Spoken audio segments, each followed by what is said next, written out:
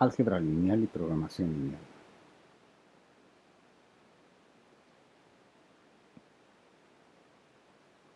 Como segundo tema, vamos a hablar ahora, dentro de los espacios vectoriales, de lo que son los subespacios y el espacio generado. En esta primera parte vamos a hablar de subespacios y decimos lo siguiente. Sea B un espacio vectorial y S un subconjunto de este espacio vectorial B no vacío, entonces el conjunto S es un subespacio de B si S es un espacio con las mismas operaciones de adición y multiplicación por escalar definidas en B. Es decir, que con que cumpla las dos primeras propiedades de las 10 de las que hablamos en la clase pasada, es suficiente. Bastará con demostrar entonces que el subconjunto S cumple con la definición.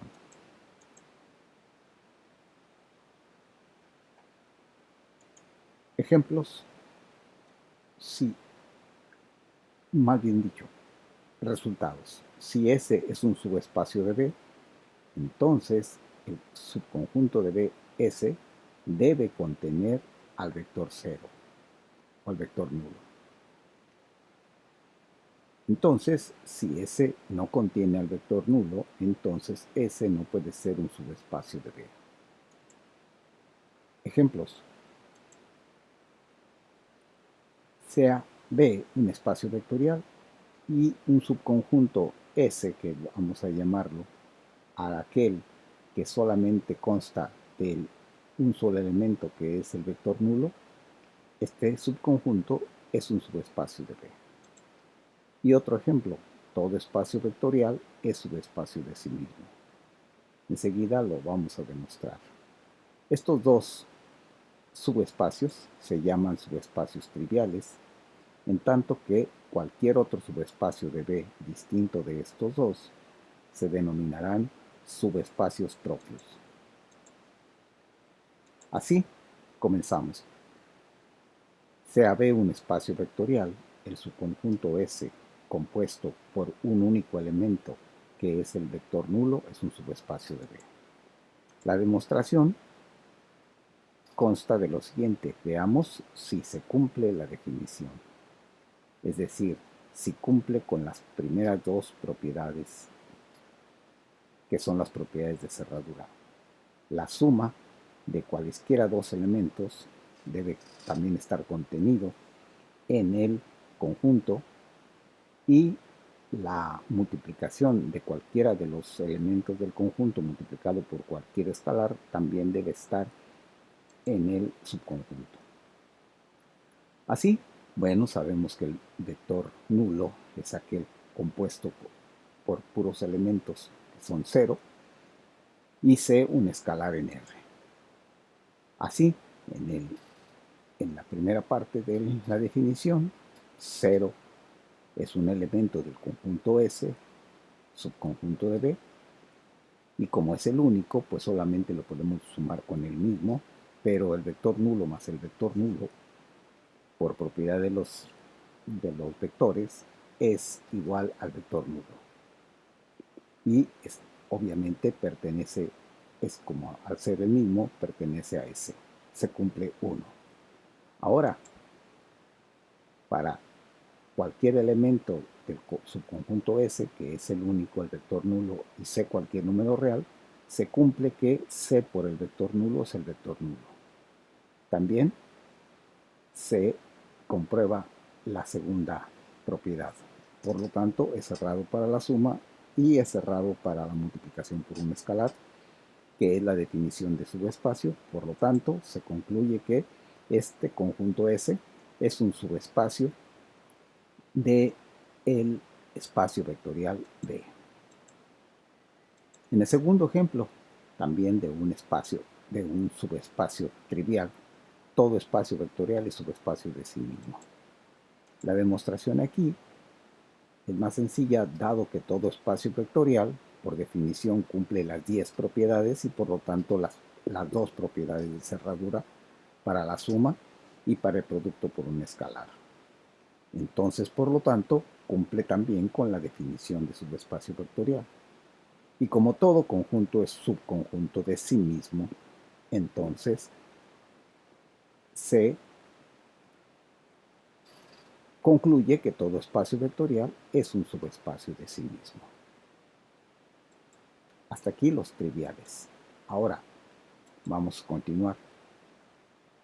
Los no triviales. El conjunto S de todas las matrices diagonales cuadradas de 2 por 2 es un subespacio del espacio de todas las matrices 2 por 2 que vamos a denominar M22. O el conjunto de todas las matrices triangulares superiores 3 por 3 es un subespacio de M33. O el conjunto de todas las matrices invertibles cuadradas M por N es un subespacio de MNEN, matriz, es conjunto de todas las matrices cuadradas N por N. Comenzamos. El conjunto S de todas las matrices diagonales 2 por 2 es un subespacio de M22 de todas las matrices 2 por 2. La demostración es ver si ese conjunto S cumple con las propiedades de cerradura. Vamos a utilizar letras A y B para representar matrices en el subconjunto S.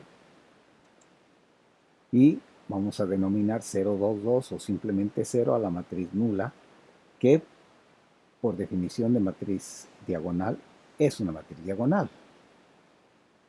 Y C es un escalar en los reales. Bueno, escribimos a A como el arreglo rectangular cuyas componentes son A y J, y B cuyas componentes son B y J, y 0 cuyas componentes son 0, 1 y J. Son matrices diagonales donde el primer subíndice representa el renglón y el segundo la columna. Y por definición de matriz diagonal, todos los elementos que estén fuera de la diagonal deben ser ceros, es decir, A y J debe ser igual a B y J y idénticamente igual a 0, siempre que I sea distinto de J. Eso no significa que no pueda haber ceros en la diagonal. Es más, como la matriz nula se cumple que A y J es igual a B y J, no solamente para todos los I's distintos de J, con lo cual cumple con la definición de matriz diagonal, sino que también tiene ceros en la diagonal. Por lo tanto, la matriz 0 también es una matriz diagonal. Y utilicemos, bueno, la notación de PR y PM y definición para las propiedades de números reales, si es que estamos utilizando propiedades de números reales, propiedades en matrices y la definición, para no escribir dichas propiedades que sabemos, las conocemos desde álgebra básica y desde el comienzo de este curso. Así comenzamos con la demostración. Si A y B pertenecen al subconjunto S, sabemos que la suma de matrices se define únicamente para matrices de la misma dimensión. Como la matriz cuya componente IJ se obtiene al sumar el elemento IJ de la primera matriz con el elemento IJ. Decíamos al comienzo del curso que la suma matricial es la suma de las componentes componente a componente para I's y J's dados. En ese caso, solamente tenemos valores para I igual a J, ya que son los únicos distintos de 0, que podrían ser distintos de 0. Así que A más B es una matriz dada por el arreglo rectangular, en donde cada uno de los elementos es A y J más B y J, y por lo tanto es también una matriz de 2 por 2, con D y J igual a A y J más B y J igual a 0, ya que para para I distinto de J, todos los A y J son iguales a B y J y son iguales a 0, por lo tanto la suma también es 0 y por lo tanto la suma también es una matriz diagonal y por lo tanto, y como también es 2 por 2, entonces la suma pertenece al subconjunto S. Se cumple 1. Ahora, la cerradura para el producto por un escalar. Si A es una matriz en el conjunto S, es decir, es una matriz diagonal de 2 por 2 y C es cualquier número real, entonces C por A, por definición, es C por el arreglo rectangular de A y I, que es el único que puede ser distinto de 0. Todos los demás van a ser iguales a 0. Entonces me va a quedar C por A y por definición de los números de las matrices de 2 por 2 y podemos llamar a cada uno de estos elementos un nuevo nombre de I, con de IJ igual a 0 cuando I es distinto de J. Por lo tanto, C por A es un elemento, es diagonal, es de 2 por 2 y por lo tanto es un elemento de S.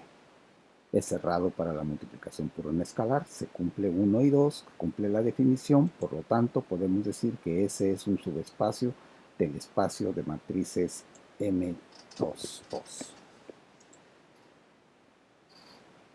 El siguiente ejemplo. Es cierto que el conjunto S de todas las matrices triangulares superiores de 3 por 3 es un subespacio de M33 del conjunto de todas las matrices cuadradas de 3 por 3. Veamos si S cumple con las propiedades de cerradura. Una vez más, la notación para las matrices y para la matriz nula, que también por añadidura es triangular superior, y ahorita vamos a ver por qué. Y C, un escalar en los reales. Bueno, la matriz A, que es el arreglo rectangular cuyas componentes son A y J, y B es arreglo rectangular con componentes B y J, y 0, el arreglo rectangular de ceros en todos los elementos y J, son arreglos de las matrices triangulares superiores con A y J igual a B y J cuando I sea mayor que J. ¿Sí? Es decir, que cuando esté abajo de la diagonal, todos los elementos son iguales a 0. Esa es la definición de matriz triangular. Y claramente lo cumple la matriz nula. La matriz nula, todos, no solamente abajo de, de la diagonal son 0, sino en el caso particular, sobre la diagonal y arriba de la diagonal también son 0, pero al cumplirse que abajo de la diagonal todos los elementos son 0, es una matriz triangular superior también. Así comenzamos la demostración. Si A y B son elementos de S, es decir, son matrices triangulares superiores, sabemos que la suma de matrices se define solo para matrices del mismo tamaño como la matriz cuya componente IJ se obtiene de ir sumando elemento a elemento de las matrices que se suman. Así, la suma de A más B es es el arreglo rectangular en donde cada uno de los elementos se construye sumando los elementos A y J con los de la primera matriz con los correspondientes de la segunda matriz, y todos aquellos que están abajo de la diagonal van a ser 0, ya que cada una de las dos matrices abajo de la diagonal tiene ceros. Así que 0 más 0 para abajo, los elementos abajo de la diagonal también serán 0. Por lo tanto, A más B es una matriz triangular superior. Y como también es de 3 por 3, automáticamente la suma pertenece también al subconjunto S. Se cumple 1. Es cerrado para la suma. Ahora, 2. Para A, que pertenece a S, es decir, una matriz triangular superior, y C cualquier número real, entonces podemos definir si C por A como C por el arreglo rectangular en donde las componentes son A y J, siempre y cuando, bueno, con A y J iguales a 0 cuando está abajo de la diagonal. Y abajo de la diagonal será 0, por lo tanto todos estos elementos de esta nueva matriz serán 0 abajo de la diagonal. Y también será una matriz de 3 por 3. Por lo tanto, también es cerrado para el producto por un escalar. Se cumple la definición de subespacio, entonces S es un subespacio del espacio de matrices cuadradas de dimensión 3. La siguiente pregunta, ¿el conjunto S de todas las matrices invertibles cuadradas de dimensión n es un subespacio de las matrices MNN? Bueno, vamos a hacer las demostraciones, vamos a ver si cumple con las propiedades de cerradura. Sabemos que S es un subconjunto de MNN, ya que S, que son las matrices invertibles de n por n, pues son matrices de n por n y por lo tanto están dentro de las matrices m cuadradas n mayúscula. Así que es subconjunto. También podemos mostrar que la suma de matrices no singulares es una matriz no singular.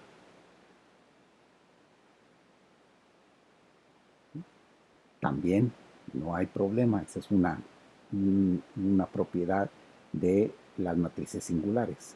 Pero también sabemos que si una matriz es invertible, entonces debe existir otra matriz, una otra matriz B, tal es que al multiplicar estas dos matrices, A por B o B por A, el resultado será la matriz identidad.